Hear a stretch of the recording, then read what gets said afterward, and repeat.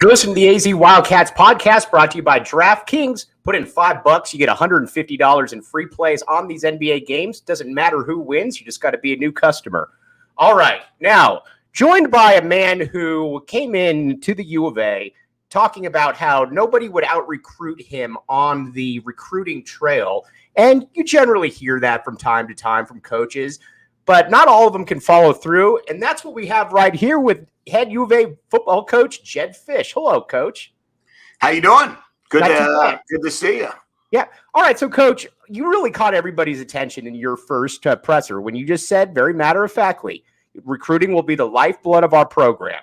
We will. Nobody will outwork us. We might not get every kid, but at the same time, nobody's going to outwork us.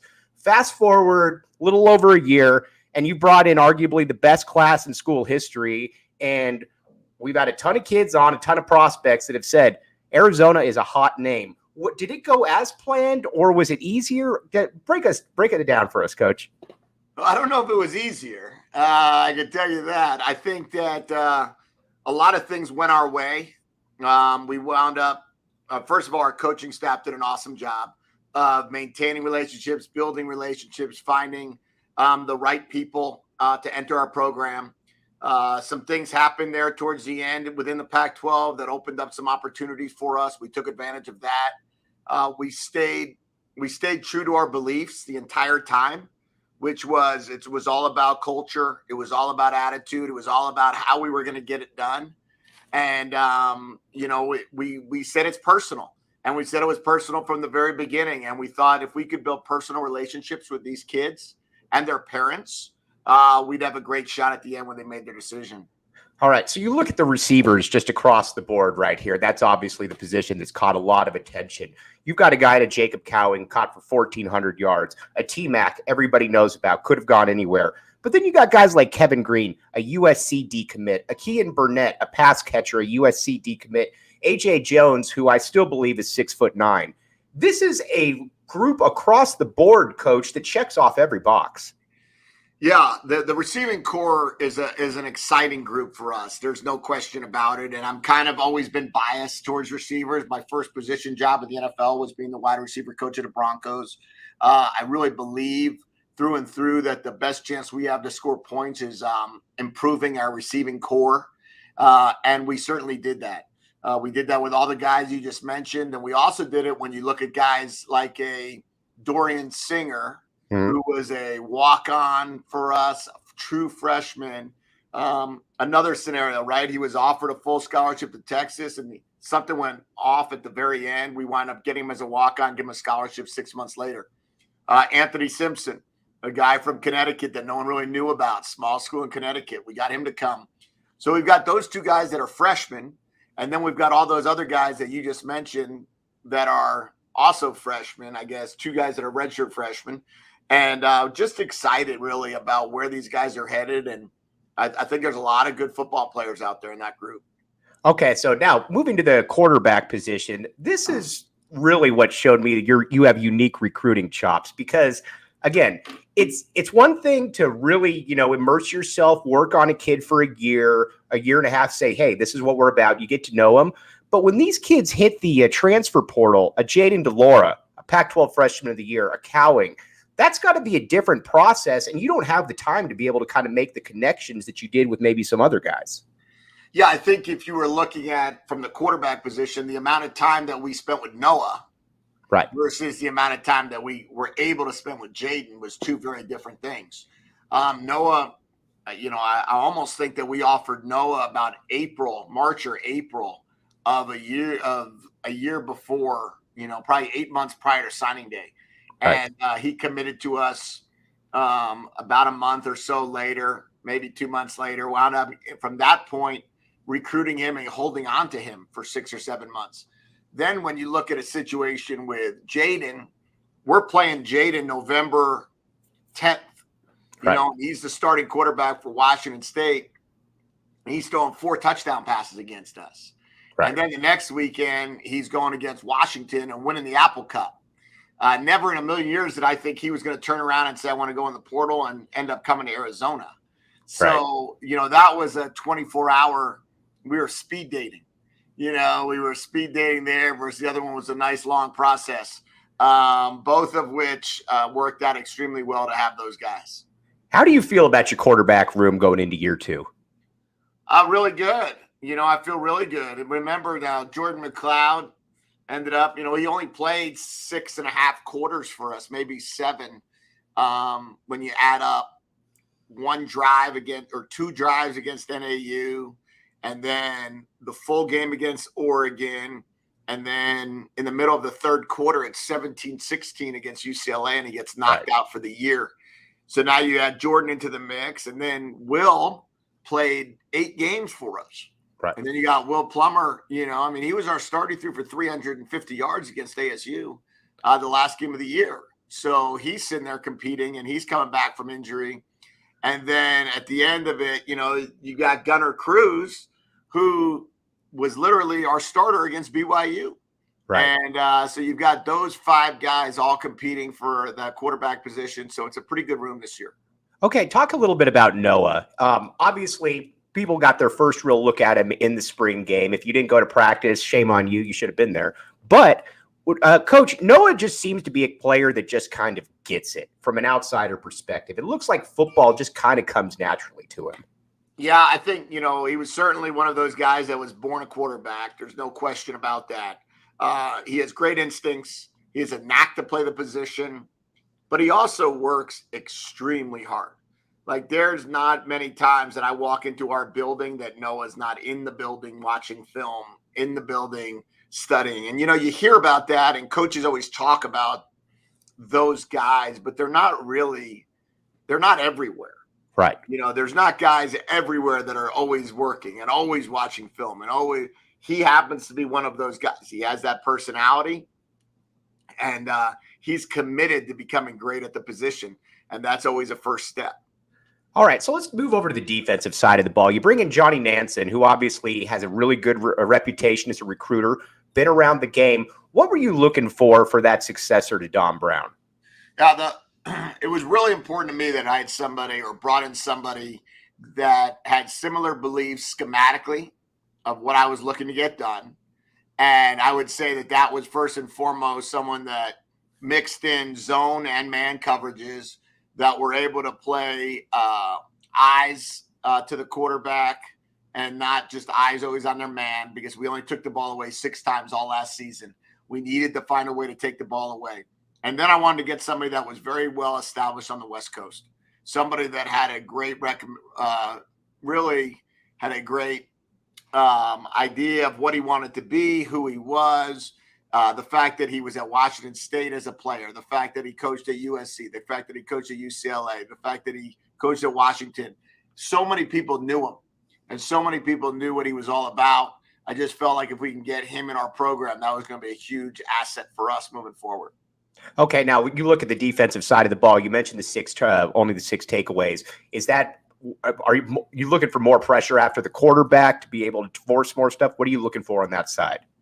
Yeah, well, a lot of times when you're dealing with playing a lot of man coverage, you don't have as many opportunities to take the ball away. Right. You're primarily have eyes focused on your man. So I wanted to make sure that we could have some eyes on the quarterback. Number 2 is pass rush. We've got to find a way to generate a pass rush. We've got to use some additional pressures that can maybe cause the quarterback to get off their spot, deliver the ball out of rhythm. Usually, if you could get a quarterback out of rhythm, you have a chance to take the ball away. We have to go after the quarterback's throwing hand with the ball. If he has got his ball in the hand, and we got to cause some strip sacks. We get the ball out, and then it's just a focus. It's a focus and a mentality of how do we get the ball away, because we all know you can't live a year with 6 takeaways and win a lot of games. How does the NIL fit into what Arizona football is looking to do going forward? Well, we all understand that NIL is here to stay, right? And it's the real deal, and it's an opportunity for our kids to profit off of their name, their image, their likeness. And I think that that's a real deal. What has to happen is there has to be some regulations in regards to how it's constantly used and what does it all mean. For us, we embrace it. We believe in it. We believe that this is a great opportunity for our kids to sell their jerseys, to be able to promote restaurants, and to be able to benefit with free meals that way, to be able to go to promote barbershops and get haircuts, to be able to get NFTs of themselves and sell them, to have autograph signings. I don't think it needs to go to the extreme where we wind up putting these guys in a bad position and they risk losing eligibility because of taking things that aren't really quid pro quo. But for us, it's a huge, we know how important it is. We embrace it. We have an administration that embraces it. And we just have to find a way to use it the right way. Coach, watching everybody from a distance, it seems that everybody is moving in such a firm direction in lockstep. What is kind of just the administration support for you been like during this first year here at the U of A? Tremendous in every way, shape, or form. If you look at, some of the things that has happened since we've arrived, right? You talk about 12 months of absolute craziness in college football. Is the same 12 months that was my first year as a head coach. Right. And we walked in here, we made a decision that we needed to make our facilities better. We ended up spending $10.5 million in 12 months, raised it all privately. Our athletic director, Dave Hickey, and his team allowed us to go ahead and do that. And with that, we're able to give our players a brand new facility, from the weight room to the locker room to the playing field to the offices. The next thing is, you talk about now you got the transfer portal. Now you've got to be able to figure out how you're going to navigate through that. Our compliance to ball office and Dave have been tremendous in helping us work through that. Then you talk about NIL. Dave has been on the forefront with Brent Blaylock and Derek Vandermeer in making sure that the Arizona Edge program was on top of it way at the very beginning, and then supporting me and supporting us and having events to be able to connect with our boosters, our alumni, and explain to them the importance of NIL. And then also be able to work arrangements with Fanatics and Athlete Assets and some of these other programs to allow our players to benefit as well. So it's been a huge success in regards to our relationship with our administration. Okay, Coach, before I let you sign off, when you go around and you look just kind of back at this year, your first year at the U of A, has it gone pretty much, just from a community perspective? Have you found a favorite place to eat? What does Jedd Fisch do in his spare time? And the reason I ask you that is because every recruit we've had on said they have no clue when you sleep, because it seems like you're always on Twitter. Your coaches, your staff's always recruiting. You're known as a guy that's working pretty hard there, Coach. Yeah, well, I don't think we have too much time to rest right now. We got to turn this program to where all of us in the community want it, which is a winning program that's going to go ahead and play in bowl games year in and year out. And that's our goal. How we get there, how quickly we get there. That's the biggest challenge. Not too much time of relaxation at this moment. I do like to try to go play a little bit of tennis every now and then. My wife and I love being up in Blanco and North and Fleming's and some of those spots up there in the foothills. But really, when it comes down to it, we don't have too much time to go out for dinner. Most of the time comes to recruiting events and ways we can figure out a way to help our program and our community. And we've loved Tucson. We've embraced it. I try to get to as many sporting events as possible, which is awesome. Yesterday, I spent the afternoon watching our softball team on ESPN Plus and then ESPN2, which was great. Be able to watch that game yesterday and the day before. So it's been pretty cool to support all of our programs, and that's kind of what we do in our spare time. All right, Coach, and in early June, you got a lot of stuff going on for football. You've got the Jedd Fisch camp. You got high school skills camp. You got 7-on-7, O-line, D-line. Fill the people in real quickly on what you're going to be doing. Yeah, our goal is to get about 2,500 people to come through campus in the month of June. We've got official visits every weekend. We also have kids camp, high school camp, skills camp, 7-on-7, and big like you talked about. And our goal as we get to going here is we want to have about 500 kids in our kids camps. We want to have about 500 to 800 kids in our high school camps. And then we want to be able to have 24 teams to 30 teams in every one of our 7-on-7s. I think it's an amazing opportunity to be on a big college campus, to be able to get coached by our players, our coaches, other universities. I always welcome them to come work at our camp. And the month of June is a huge month for us. We'll take a little time in July to recharge our batteries. And then, we're going to have wide open training camp for anyone to come watch us. And it's going to be a heck of a camp. All right, Coach. He's Coach Jedd Fisch. Again, Coach, I can't thank you enough for coming on. This means the world to me. Yeah, well, thanks for the invitation. Anytime. Okay, you got it. There's Coach Jedd Fisch, head coach at the University of Arizona. All right, you talk about it again, and I've talked to quite a few people about Coach Fisch, and we'll get into this in just a second, but got to pay the bills. You knew the drill. DraftKings Sportsbook app, code word PHNX. You put in $5, you get $150 in free plays. Here's the kicker. You just got to be a new customer. It doesn't even matter if the team wins. NBA, 21 and up, Arizona only, gambling problem, call 1-800-NEXT-STEP. They'll get you all taken care of. Again, the DraftKings Sportsbook app, code word PHNX.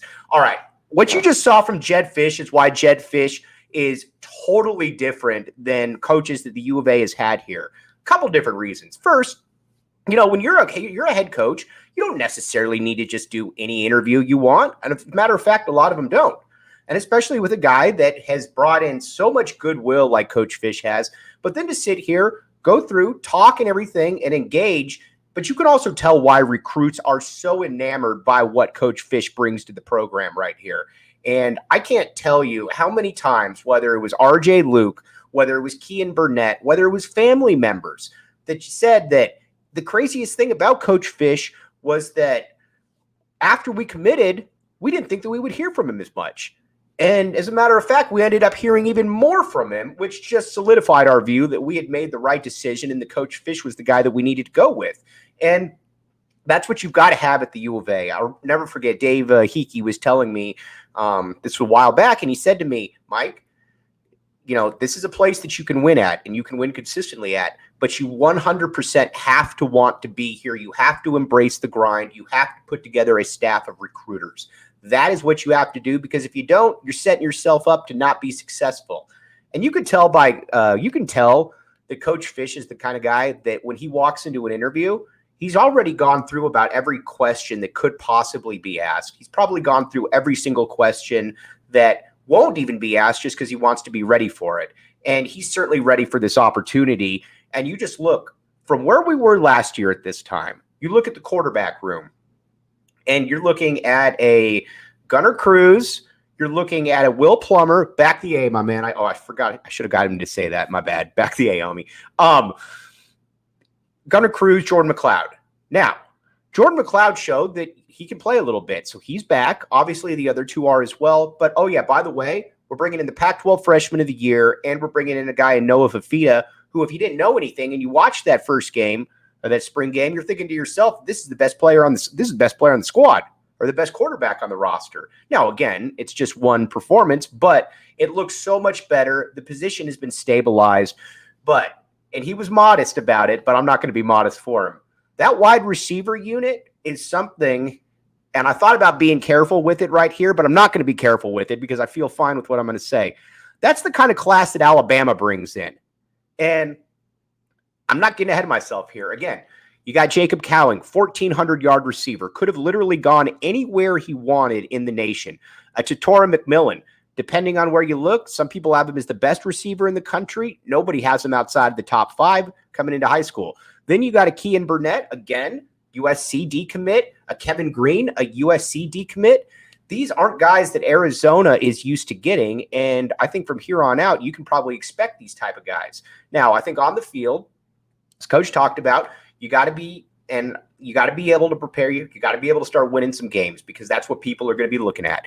Can you get out there on the football field and turn the promise into results?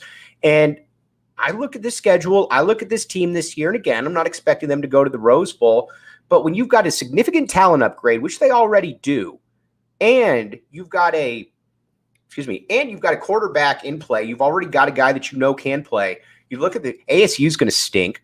Colorado is going to stink. UCLA is kind of meh. USC, well, we should have got them while we could, but whatever. But either way, there's a lot of wins to be had. The out-of-conference schedule is going to be tough, but again, it's Mississippi State, it's North Dakota State, and it's San Diego State. There's not games where you're saying, man, Arizona has absolutely no chance there whatsoever. These are games that they'll have a chance of winning. So, again, the guy really gets it. Very, very grateful that he was able to come on here. David H. makes a great point about Singer. Dorian Singer almost ended up at Texas, but you know what? Sometimes you'll take it Arizona. We'll take it Arizona sometimes. Well, maybe Texas doesn't quite appreciate, and Dorian Singer is going to be one of those players. But really just wanted to talk to Coach just about his recruiting, about the defensive side of the ball, the quarterback room, just kind of where he sees things. And again, I think we got to a lot of that. Again, DraftKings Sportsbook app, code word PHNX. Don't want to keep telling you, put in $5, you get $150 in free plays. That simple, that easy. You've just got to be a new customer. The NBA games are on tonight. Now, you might say to yourself, Mike keeps picking somebody to win it. I've been telling my boss, Saul Bookman, from day one that the Miami Heat are going to win it all. Saul Bookman laughs at me every single step of the way, as do most people. But if you don't think that I'm stupid, the DraftKings Sportsbook app, code word PHX, is where you would want to hop on to get that. But again, for Coach Fisch, I can't thank you enough. Leah in the background doing things that I would have no clue on how to actually do. Everybody, really appreciate all of you. David, Alex, Ricky, Saul, Tina. I'm going to keep going up and down. Bucky, hold on just a second here. I got to get everybody in here. Sean, let's see, David. All you guys, can't thank you enough. We'll be back with you tomorrow. It'll be me and Brad Ellis at 12:30. Thanks for putting up with my raspy voice. And again, Coach Fisch, you're the best. Thanks for listening to the AZ Wildcats podcast.